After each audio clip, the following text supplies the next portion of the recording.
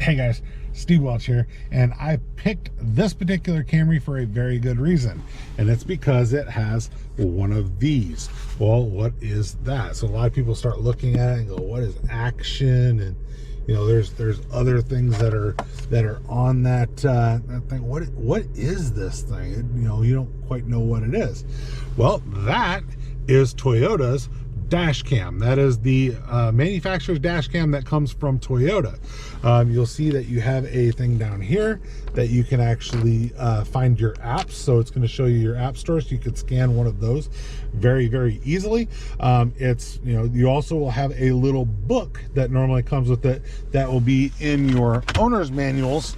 Usually if you pull those out, you're going to find that in there, and you're going to get a little integrated dash camera, and it'll give you your starts and stops and everything from there.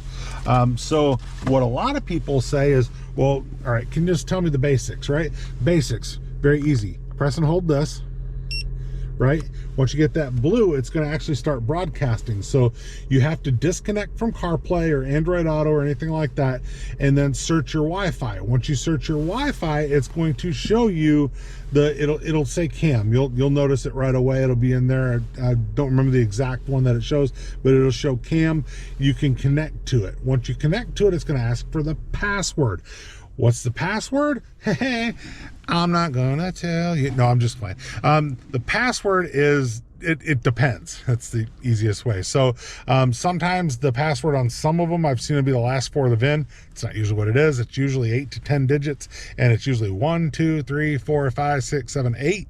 1, 2, 3, 4, 5, 6, 7, 8, 9, or 1, 2, 3, 4, 5, 6, 7, 8, 9, 0. Try all of those. It will likely be one of those. The VIN one, that's old. That's not normally what it is. But if you have the dash cam, download the app. You're going to connect via Wi-Fi. The app will see it. It will ask you for your password. Very easy to do, to hook it up, and then you can actually communicate with the dash camera. Now I will mention too that your SD card is behind here. You just pull this down, and once you pull that down, you'll see that your SD card is behind there.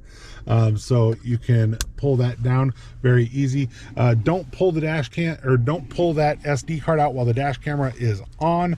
Don't want to do that. You also have the power button. This will turn the mic. So in the middle here, that turns the microphone on or off, right? So you can press and hold this. Now you hear I just shut it off. I'm gonna turn it back on here. Oh, sorry.